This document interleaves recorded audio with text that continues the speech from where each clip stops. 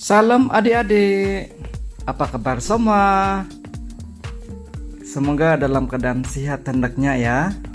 Hari ini saya ingin bercerita sebuah cerita Alkitab yang kita ambil daripada Matius 24 bermula ayat 1 sehingga ayat yang ke-14. Jom dengar cerita. Matahari hampir terbenam di sebalik perkebunan Yudea. Sinar matahari yang lembut itu mewarnai kota Yerusalem dan tempat ibadahnya. Orang ramai baru saja meninggalkan Bait Allah. Begitu juga dengan Tuhan Yesus dan murid-muridnya. Mereka berjalan keluar dari pintu gerbang Bait Allah itu. Murid Yesus mengagumi keindahan bangunan itu.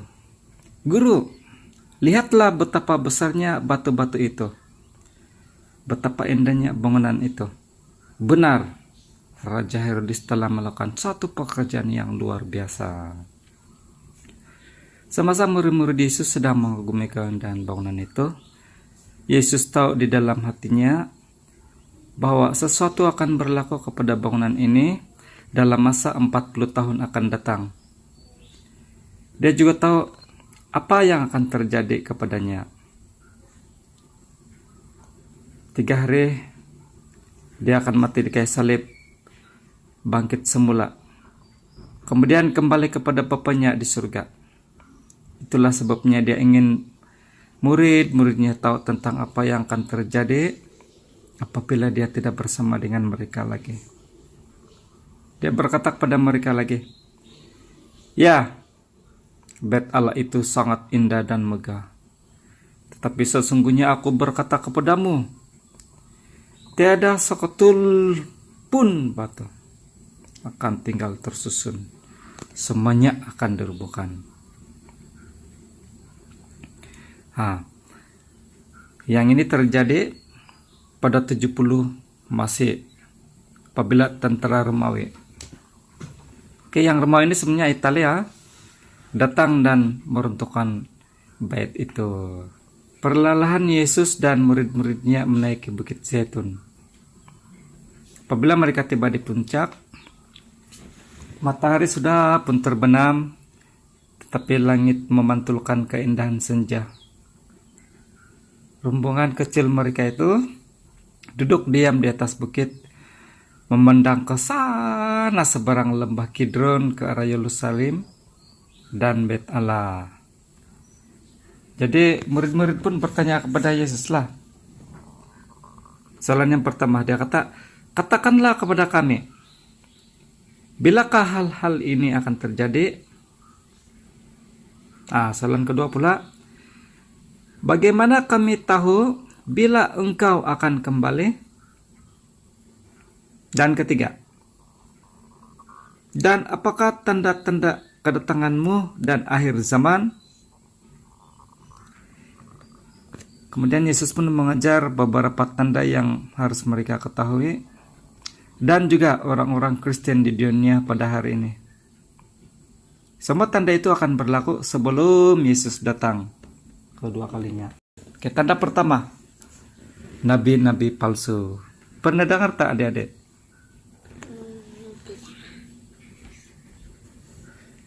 Awas, jangan terpedaya oleh sesiapapun.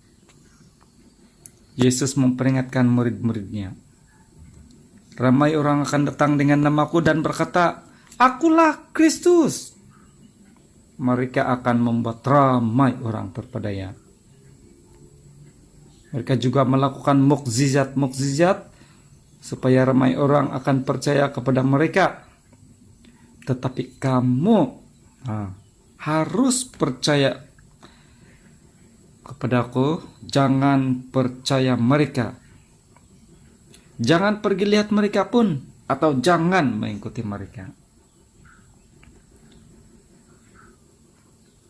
Apa yang Yesus katakan banyak kali, apa yang Yesus katakan sebenarnya banyak berlaku pada hari ini dibandingkan dengan sebelumnya.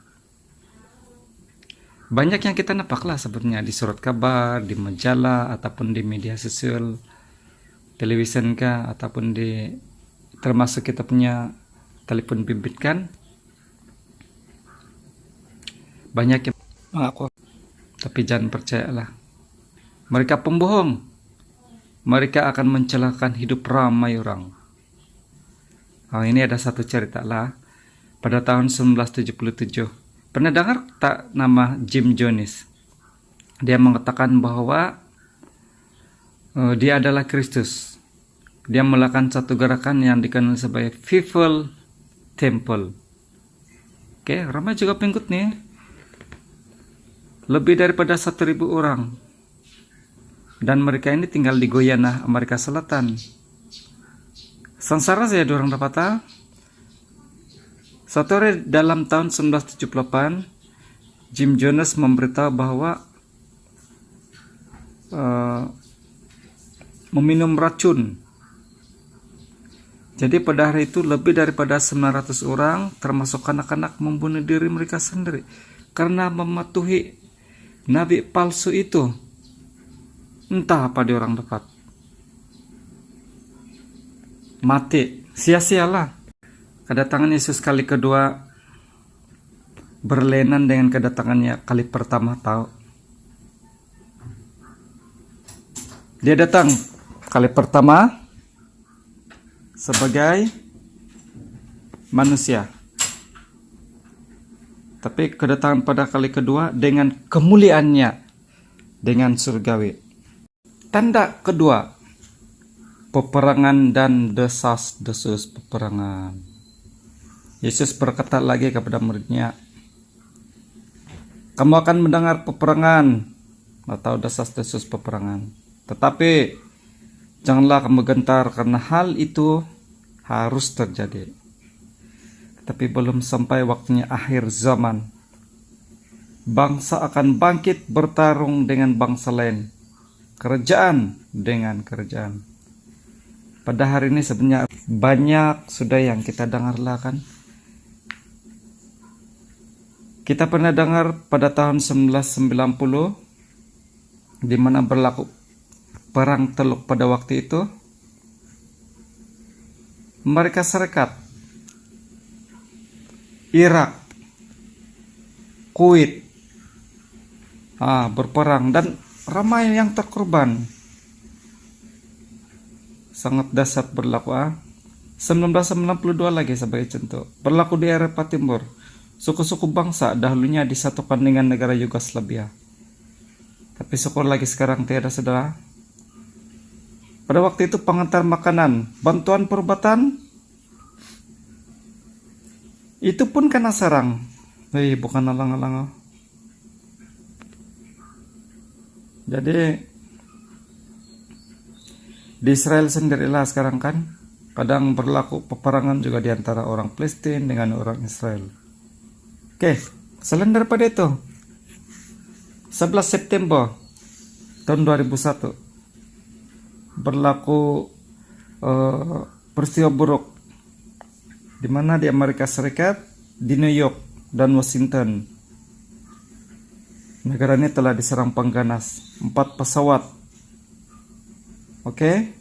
Menerbangkan pesawat dengan penumpang dan melanggar bangunan kembar pusat dagangan dunia. Ramai yang mati, lebih kurang 2.000 lebih. Lepas itu Pentagon, ya ini pusat ketenteraan Amerika ini. 1/5 musnah. Dan yang pesawat keempat itu tadi terhempas di padang. Kejadian ini menyebabkan pengeboman di Afghanistan. Jadi tahulah kalau di Afghanistan itu kan bukan alang-alang dia punya keadaan juga sana itu. Ini tentang peperangan. Yang ketiga, kebluran. Memang kebluran ini maksud dia tidak dapat makan, tidak dapat minum, terjadinya krisis kemanusiaan di situ.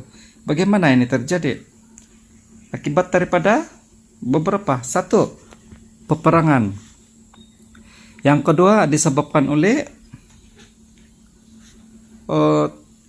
tiada makanan, dan kadang dia disebabkan juga oleh kemarau yang panjang, tidak dapat tumbuh tanam-tanaman kan kalau begini. Jadi di mana? Ini berlaku di Sudan dan juga Somalia yang berada di Afrika Timur. Sangat sedihlah, ramai yang terkorban, ramai yang mati. Oke, tanda keempat, gempa bumi. Yang ini gempa bumi ini sebenarnya sudah berlaku dari dulu lah. Banyak negara yang terlibat dan kita dengar. Di mana? Di Filipina, Jepun, Taiwan, Indonesia, Turki, dan El Salvador di Amerika Selatan. Bila berlaku gempa bumi, akibatnya kota, kampung, ramai orang kan kehilangan tempat tinggal, punca pendapatan tiada, kehilangan nyawa berlaku juga. Oke, dan kita sedia maklum ataupun adik-adik pernah dengarkan tentang gempa bumi yang berlaku di Lautan Hindi di barat Sumatera, kira-kira 100 km dulu pada 26 hari bulan 12 tahun 2004. Tsunami yang besar terjadi melanda sehingga ke Bangladesh, India, Malaysia, Myanmar, Thailand, Maldives, dan bahkan sampai ke benua Afrika. Yang terkorban sangat ramai, 283.000. Lepas itu 14.000 lagi hilang nyawa. Sementara 1.126 lagi hilang tempat tinggal. Oke. Ini disiarkan di surat kabar, siaran radio, televisi. Ini adalah salah satu daripada contoh keempat tanda akhir zaman. Pernah berlaku gempa bumi di Ranau pada 5 Jun 2015. Kerusakan bukan alang-alang, kehilangan nyawa pun ada. Bagaimana yang kelima? Ini lagi lebih dasar. Penganiayaan terhadap orang Kristen. Terjadi ini di seluruh dunia. Kesengsaraan. Lepas itu, ini berlaku sebelum Yesus datang kembali. Allah akan menghakimi dan menghukum manusia di semua negara atas kejahatan yang mereka lakukan. Diorang tidak menyembah Allah, tapi menyembah patung-patung. Maksud dia berhala, mencemu Allah. Orang ini akan membenci orang Kristen. Mereka membenci Yesus. Ini yang Yesus katakan kepada murid-muridnya. Dia berkata, kamu akan ditangkap, diserahkan untuk disiksa dan dibunuh. Kamu dibenci oleh semua bangsa karena namaku. Nama siapa? Nama Tuhan Yesus lah. Apabila murid-murid Tuhan Yesus mendengar hal ini, mereka menjadi ketakutan. Mereka belum mengetahui tentang kuasa Roh Allah yang memampukan mereka untuk menderita karena Yesus. Tetapi pada hari Pentakosta, Roh Kudus datang ke dalam hati mereka dan menguatkan mereka dengan luar biasa. Di beberapa negara di dunia ini telah berlaku seperti yang Tuhan Yesus katakan. Sebagai contoh, adik-adik, pada tahun 1999 di India, misionaris bersama dengan 2 orang anaknya dibakar hidup-hidup di dalam kereta mereka. Karena mereka ini orang Kristen, bah. Mereka ini bersama dengan keluarga atau istrinya pekerja bertahun-tahun di India, membantu pesakit kusta yang dipandangin oleh masyarakat. Bahkan kerajaan India juga mengecam pembunuhan yang kejam ini. Di Ambon, ini di bagian timur Indonesia, seluruh penduduk kampung dibunuh karena mereka adalah orang Kristen. Masih ada negara yang melarang nama Yesus diberitakan.